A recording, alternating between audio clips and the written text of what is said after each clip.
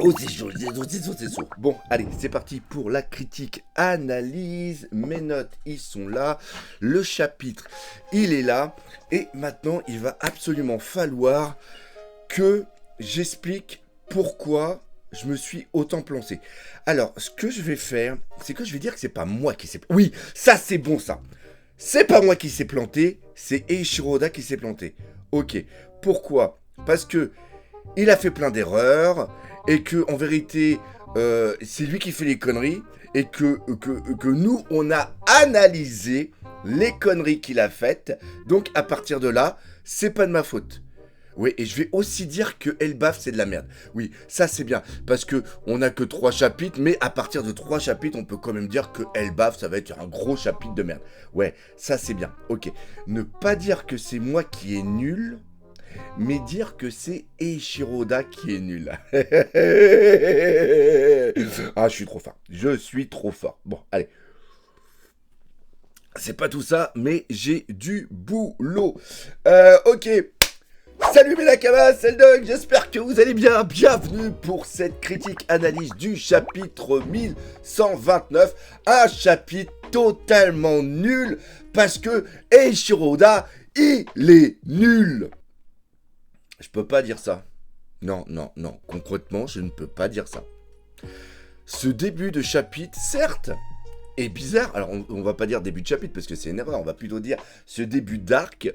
Ce début d'arc est bizarre, mais ce que Eiichiro Oda nous a mis en place depuis 3 chapitres, même si au début on prend ça pour des incohérences et des erreurs, eh ben en vérité, c'en est pas. Déjà au niveau du Gear 3 qui était en vérité un Gear 4, on va voir que c'est une évolution vraiment de son pouvoir.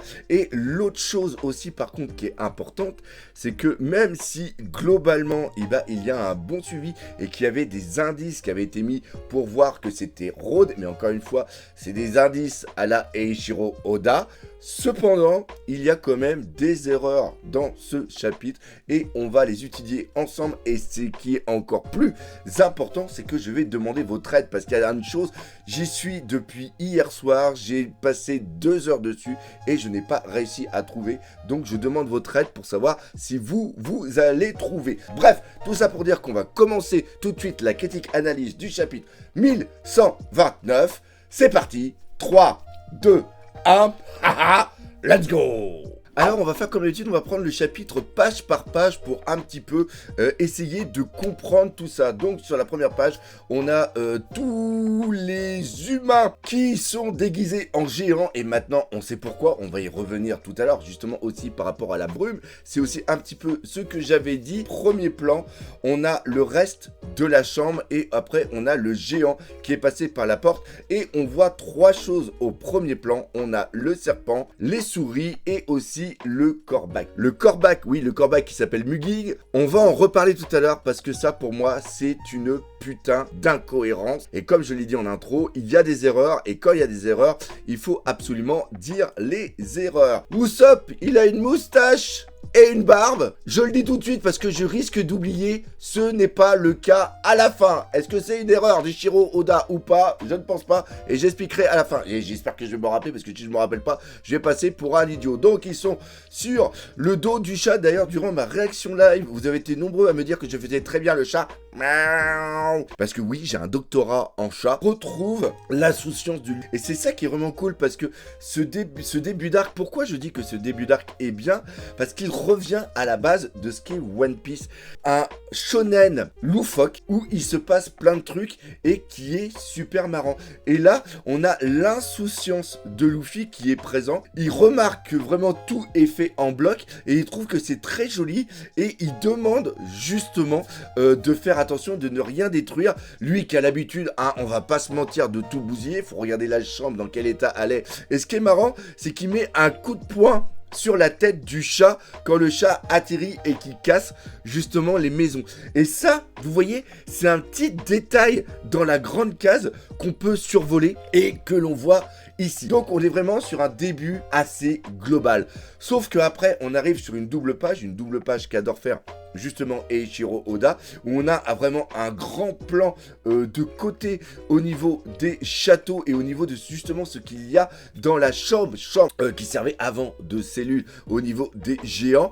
Et c'est là où par contre on peut voir une putain d'incohérence de malade. Et ça, c'est la première chose qui me fait un tout petit peu tiquer. C'est-à-dire qu'on voit le géant de profil, on voit un château au premier plan qui est dans les couleurs gris clair, et après on voit un château qui est à l'arrière-plan.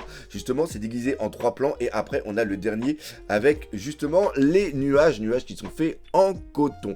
La chose qui est vraiment très importante à regarder, c'est que le château du fond, c'est le château par lequel se sont échappés les Mugiwara à la base, parce qu'on reconnaît le haut de la muraille qui est détruite. Cependant, quand on regarde au deuxième plan, on a le chat qui galope, et il faut savoir que au début, c'est-à-dire que dans le chapitre 1127, quand il y a Nami qui est là, eh bien il y a le chat. La salle paraît hyper grande pour Nami, mais aussi hyper grande pour le chat. Sauf que là, au niveau de l'échelle du chat par rapport au château qui est en arrière-plan, et quand on regarde le plan vu dessus, parce que c'est ça qui est important, Eiichiro Oda nous donne vraiment le plan, on voit qu'ils sont au milieu et qu'ils vont vers l'arbre, mais on voit qu'ils ne sont pas loin du château. Donc c'est-à-dire que le château qui est dessiné en arrière-plan n'est pas éloigné de plusieurs mètres, il est juste à côté du chat. Et il faut savoir que à un moment, le chat, il est à l'intérieur du château, comme sur un trône. Et là, au niveau de l'échelle, dites-le moi si c'est moi qui pinaille ou pas, mais il y a une putain d'incohérence. Ne serait-ce que quand on a les humains qui sont tout en haut des créneaux, là on est à l'échelle humaine, mais ce chat absolument taré n'est pas à l'échelle par rapport au château. Le château aurait dû être au moins 5 à 6 fois plus grand pour que le chat puisse être à l'intérieur.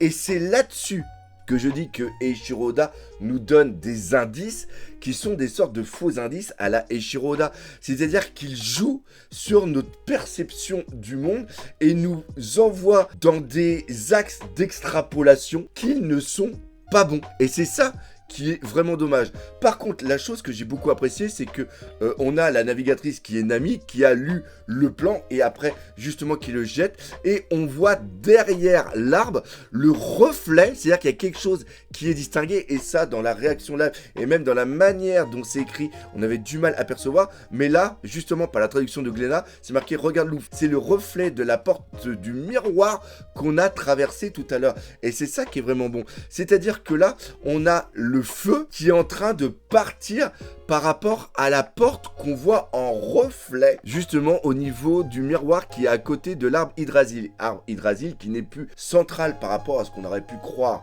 au départ, mais qui est vraiment tout au fond de la pièce. Et donc là, on peut vraiment se dire, contrairement à ce que j'avais dit une première fois, parce que tel qu'on voyait l'image, on pensait que l'arbre était vraiment central, et bien c'est sûrement un faux arbre qui a été construit justement par Rhodes. Et c'est là, par contre, où on voit que c'est bon, parce que là, vu qu'il a pété le miroir qui est tout au fond de l'autre côté, on voit le reflet de la porte. Et justement, Sanji le dit bien aussi, le fait qu'il y ait un miroir par rapport à un autre miroir donne vraiment cette impression de profondeur absolument infinie du monde qui est gigantesque. Et c'est ça qui est vraiment excellent. C'est-à-dire que là, je dis que c'est des erreurs d'Eiichiro Oda, mais c'est Oda qui, par le jeu de construction des cases qu'il a fait durant les précédents chapitres, nous a induit en erreur, comme les Mugiwara qui, eux, se réveillent par rapport à ce qui s'est passé, par rapport au nuage de brume qui endort les gens. Le chapitre 1127, c'est un chapitre qu'il faut prendre comme quoi que les Mugiwara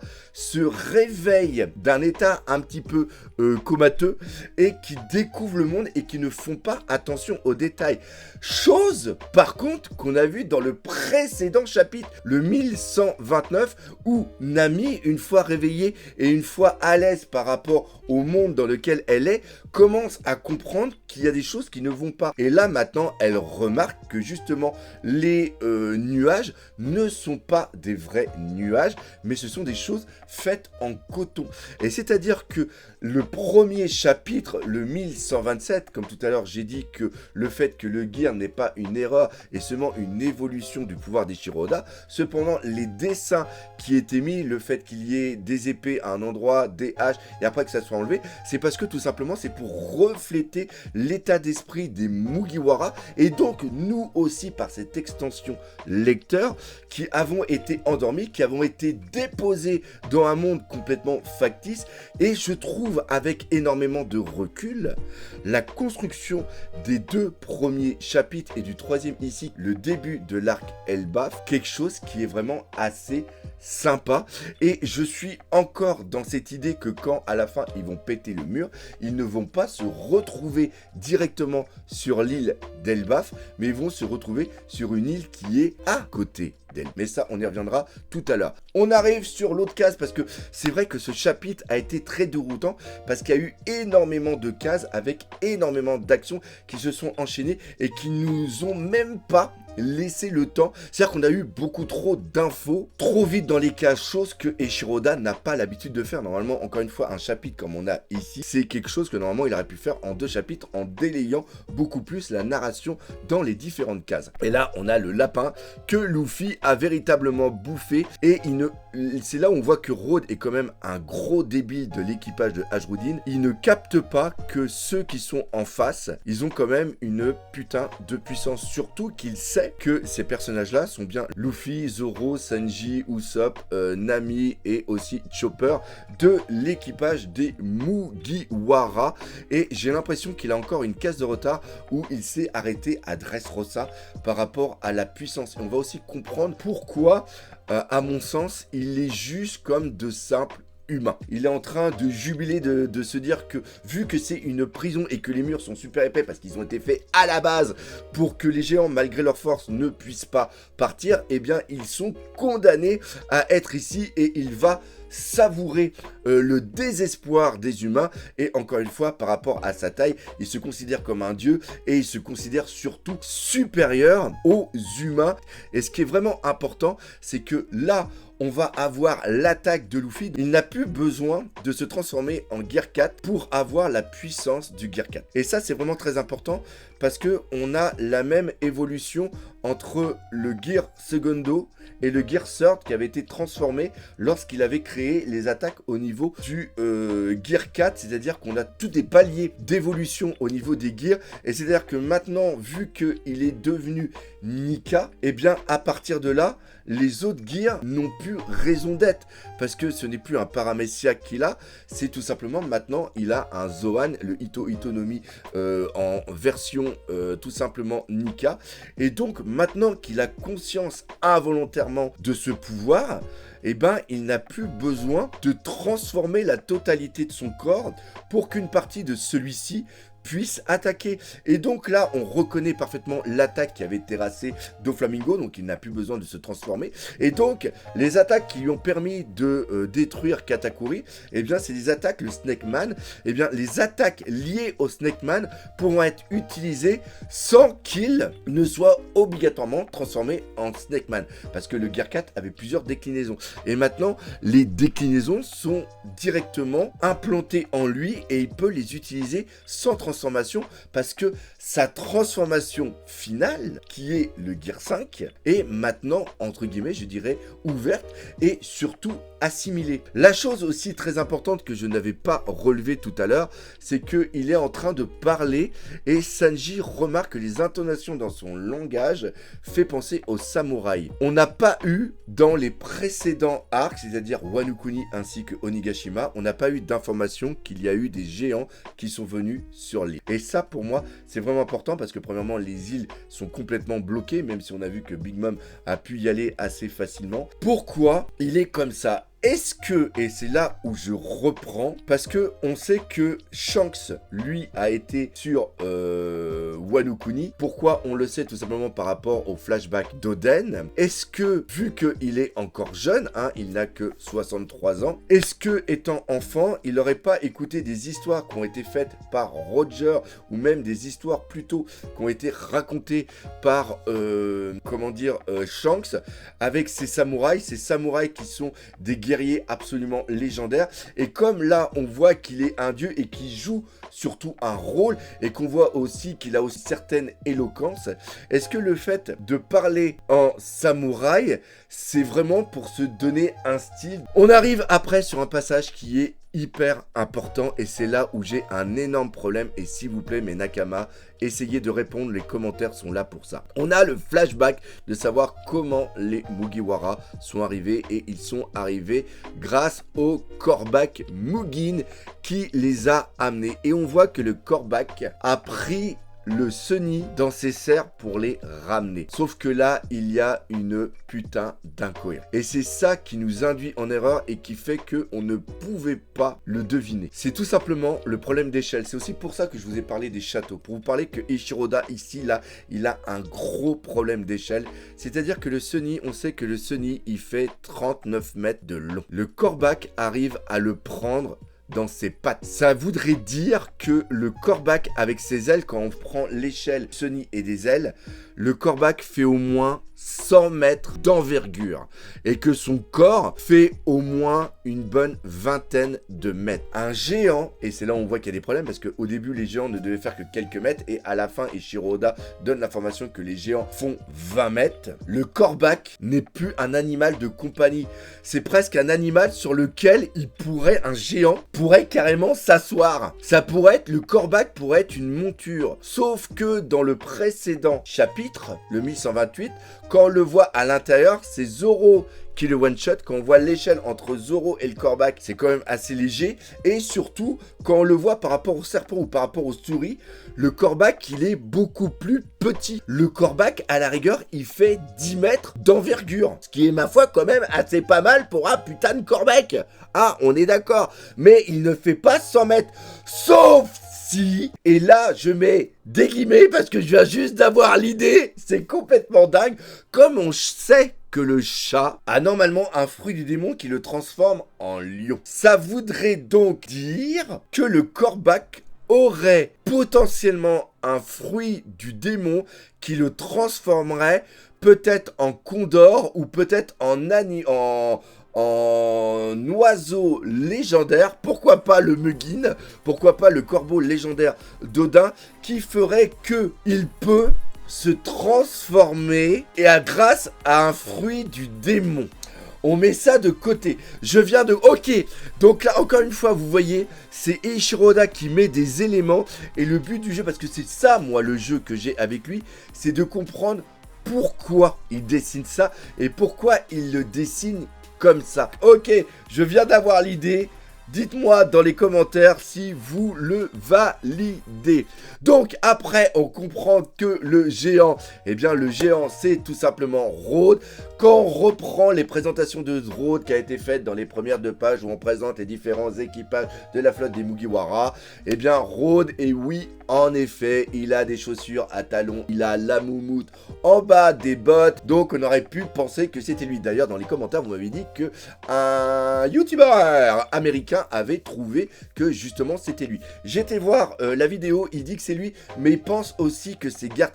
Et c'est là où on s'est fait piéger, c'est que nous on pensait, enfin moi personnellement, j'étais persuadé que c'était une femme et j'étais persuadé, comme je vous l'avais dit dans la précédente vidéo, que c'était quelqu'un comme Gerd, qui fait partie, c'était pas Gerd en elle-même, mais c'était quelqu'un qui avait été mis comme ça. Donc encore une fois, et c'est ça qu'il faut bien comprendre, que c'est un jeu d'Eiichiro-Oda qui nous fait. Cependant, le fait que que des équipages arrivent à proximité d'une île et qu'ils soient endormis et qu'après la personne les prenne pour après les mettre dans justement cette sorte de vivarium, c'est une théorie que j'avais faite la précédente fois, eh bien elle s'avère exacte parce que là on voit que il garde ces nuages en lui, sûrement peut-être dans des fioles, et après va les asperger pour que les Mugiwara continuent à dormir. Comme au niveau de Wano Kuni, ce n'est pas la totalité de l'île ou du secteur d'Elbaf qui est entourés de nuages. Ce n'est seulement qu'une partie, ce qui permet aux géants de pouvoir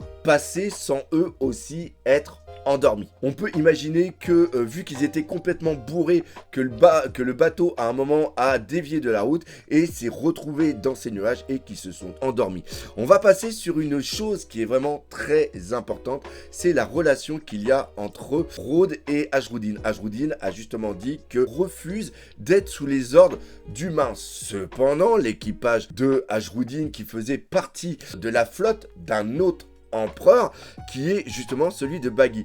Donc pourquoi Rhodes acceptait que Ashruddin soit un mercenaire pour Baggy? Tout simplement parce que à l'époque il était un empereur Baggy et donc pour Rhodes il y avait un prestige à être sous les ordres d'un empereur et aussi Baggy tel qu'il était, il était toujours montré en géant, donc à partir de là Rhodes pouvait accepter. Au moment où Ashruddin fait l'acceptation de quitter la flotte d'un empereur qui est justement Baggy pour être sous les ordres d'une autre personne qui est Luffy, à ce moment-là, n'est pas un empereur. Donc, de ce fait, on peut comprendre que Rhodes dise « Ok, moi, je ne veux pas être sous les ordres d'un simple humain. » Cependant, comment il réagit sur le fait que les humains sont les plus faibles et que les plus puissants, ce sont les géants, est complètement erroné de sa part. Pourquoi? Parce que il y a un putain d'empereur qui est hyper puissant et qui est avec, justement, les géants, c'est tout simplement Shanks. Donc je ne comprends pas pourquoi Rhodes n'accepte pas, surtout sûrement connaissant la relation qu'il y a entre Shanks et aussi, il n'accepte pas d'être sous les ordres. Ou peut-être qu'il va avoir un revirement de situation quand Ashruddin, ou quand déjà une première fois il va voir la puissance de Luffy, et après qu'il va comprendre que Luffy est le vrai dieu soleil, et surtout est un empereur. Voilà. Donc encore une fois, et ne serait-ce que par rapport aussi au dessin, parce qu'on sait que Eiichiro Oda fait passer le caractère des personnages à travers leur visage, on peut remarquer sans aucune once de doute que Rhodes est un gros con. Donc voilà, on arrive sur la fin avec une petite Nami qui fait une attaque de Zeus sur justement Rhodes, attaque qui fait énormément penser à Ener.